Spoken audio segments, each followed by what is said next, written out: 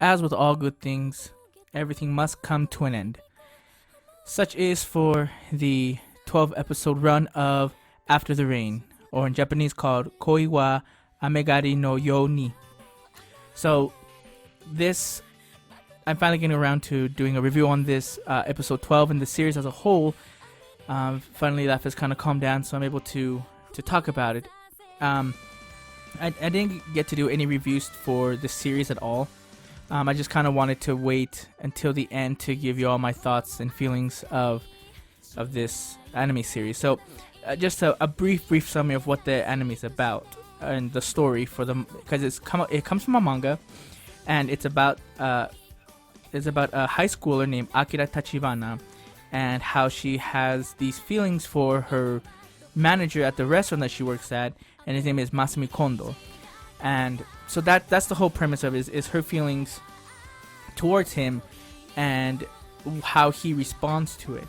And so if you watch the show from the beginning, you see that he never really said no to her feelings, saying like, no, I don't want, you shouldn't be feeling this way for me, I'm so old, it's not appropriate, and never happened. So he never really said that to her. So in the beginning of this series, like, you got this, well, what is he gonna do with these feelings? Because you kind of see progression in I guess their relationship little by little all throughout the series. But then it actually does this kind of change in what's going on here. And so again, I'm not gonna go all the way into what happens, but I'm just gonna specifically talk about 12 right now, and then how I feel about this series as a whole. So basically, in episode 12, there's almost no real interaction between Mr. Kondo and Akira. And basically what had happened in the previous episode was he kept telling her, isn't there something else you want to do? Because he received this request of all these days that she wants to work. She wants to work every day, even Sunday. And so he's just trying to make sure that's what she really wants. And he's like, and then she gets mad. Like, yeah, this is what I really want. Like, I'm not trying to replace anything. I would just want to work. The reason he said this because he recently got in touch with his friend Chihiro Kujo, who is a renowned novelist, and they had like this, and so they had this big discussion at Mr. Kondo's house, where they talked about about writing, what you really want to do with it, how he feels about a writer, how Kujo feels about being a novelist, and how one of his books is being adapted into a movie. And one of the things that happens here is Kondo says that he wants to poison someone with his work, which is an interesting phrase to use, but from what I'm understanding is he wants to affect someone the same way that poison affects someone, like it just goes to their entire body, and just to get like that kind of reaction, not necessarily bad, but just that reaction to someone one day. So anyway, in this next in episode 12, what we see is we recently heard that Akira's friend, what's her name? Yui. Nope, that's not it. It's Haruka Kyan. So they informed her about this runner who had the same injury as Akira, but who had recovered. And so she starts like taking out her tracksuits and everything, or what she used to run with, and just kind of pondering about what she really wants to do. And what happens at the end, again, is very anticlimactic, but it fits it so perfectly, is you see Mr. Kondo, and he begins to write. That's what he wants to do. He just keeps writing because he wanted to put all his time and effort into doing that, because he said that was his love, that was his life, and he wants to get back into that. And one of the most powerful scenes that happens near the end is you see Akira hold one of Mr. Kondo's books that he forgot, because he has to go to the office, or the central office for the restaurant, and Akira goes to Mr. Kondo, who's at the bus stop, who forgot it, and she gives him the booklet. And then as he's walking, and then they talk a little bit, and then she walks away, and then this interesting part happens, which is not, I believe it's all in their head, or maybe just showing what kind of relationship they're going to have. Is as she's walking away, he calls out for her. He says Akira, and then she starts sprinting. She sprints all the way to him and gets into his arms, and he like lovingly embraces her. Like you see him happy, smiling, and holding her.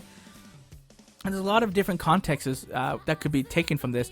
Like one of the ones that first came to me was that he's cherishing the events and the moments that he had with her.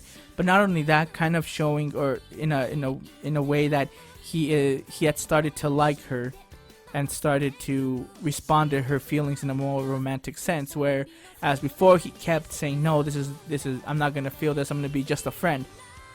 So there's a lot of different things you could take from this little interaction that again is playing inside his head. It also shows that she's running, and it can also represent that that's her desire as well, that she wants to go back to something that she truly loved. Because in this episode, you see a lot of these flashbacks to where her and Haruka checked out the school first, and they said, I want to run where they say you're near the sky, and so it just so I think it represents that as well, that she wants to go back to her desires. And I think it's something that she still has feelings for Mr. Kondo, but that it's not her priority. She probably still has those feelings, but it's not like we've said before. Like people have said before in the series, that she's using these feelings to escape, the feelings of disappointment that she's received when she tore her, I think it was her ACL, or not ACL, her tendon, and her ankle. And just wanted to be, engulfed in something else, which would be these feelings for Mr. Kondo. But now she's kind of moved past that, and it was really, really good. I was really hoping that they would do that, because the whole relationship, or the complexity, and the and just like the scandal that would be, their relationship, it wasn't the main focus of the story. It was the story of these two people helping each other get focused on what they want in life.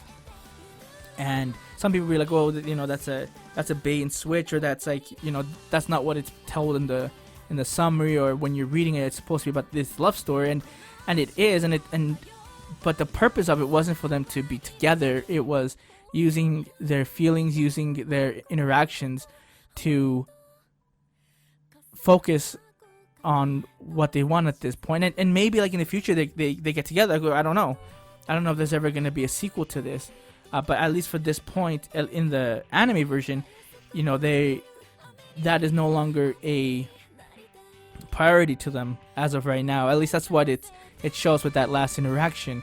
And he's going to focus on writing and obviously doing his managerial work. She'll probably take less shifts, or maybe even quit and go back to just going on the track team.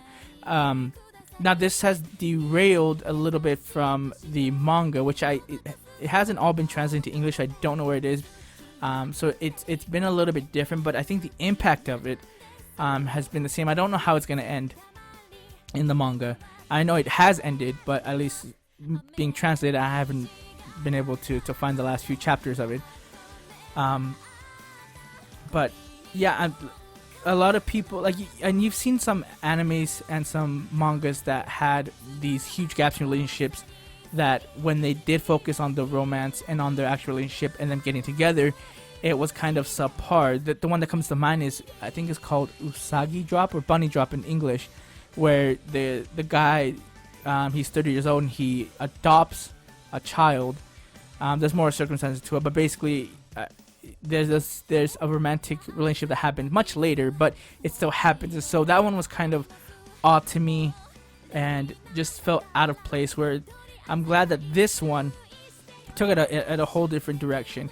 It did give us that time in the first few episodes where she was very persistent in wanting to spend all this time, even to the point of being almost stalkerish, where she hid in the closet. Granted, his son was let her in, and she was helping him, but all these other kind of obsessive actions that she did, And slowly it started going away from that and going away from him or her pursuing him and focusing more on them individually. And I thought that was a great tactic and a great storytelling. And to top it all off, it was done by Wit Studio, which again, I can't praise them enough. You know, they've done Attack on Titan, they've done A Seraph of the End. I think they're doing, is it Overlord? No. Dang, I can't remember the other one.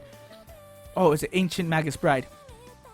And they've been killing it with the animation. Like, you watch this, and it's just, it's just beautiful. Like, some of the designs of the characters are simple, but the background, it's very fluid animation. It was just awesome to watch. And the opening and the ending were great songs. I think the first one's called Nostalgic Rainfall. I think it's by Chico, the name of the song. Really great, catchy song. Has this cool little hook, the little bridge part where in Japanese she's saying like "I love you," and in between that saying "Can you hear me?" You know, kind of saying "Can you hear me? Did you know I love you?" It was just really cute and catchy. Love it. Just go listen to it if you can find it. Download on iTunes or Spotify, whatever you can find it. But overall, like this anime was really fun to watch, and I recommend it to anyone because it wasn't ecchi. The story at first look sounds kind of, I don't want to watch this. I don't want to see a 17-year-old fall in love with a 45-year-old. But if they watch it, they'll see that's not the main focus on it. The main focus is them. There are points in their lives where they have lost something, desire, people in their lives, and it's their story of using their feelings and their connection to get past that and to reset and start pursuing their goals again. And it was just amazing. This one I give a 9.5 out of 10. Just amazing. I recommend fully to watch this. Hopefully, well, not hopefully, but I can't wait to read the manga and see how it ends, how that mangaka finishes that story. But the anime was still great. Again, one of the best original endings I've seen. The spirit of what I'm thinking is going to happen at the end of the manga was in the final episodes of the anime. So go ahead and watch it. Like 10 thumbs up. And yeah, that's it. I can't stop praising it enough. So this is Dave the Smash Fan giving you this review of After the Rain. And if you want to hear more stuff, we have our podcast that we do. We're trying to do weekly. It's on podomatic.com/Chibino podcast, where you have me and you'll have Mr. Worldwide and Miles, the tech guy, on there with guest appearances from other people that are in Chibino podcast, such as Sweet and Sassy Heather and Mr. Kenpachi Ramasama. So, thank you very much for listening. You guys have a great night, and we'll see you later.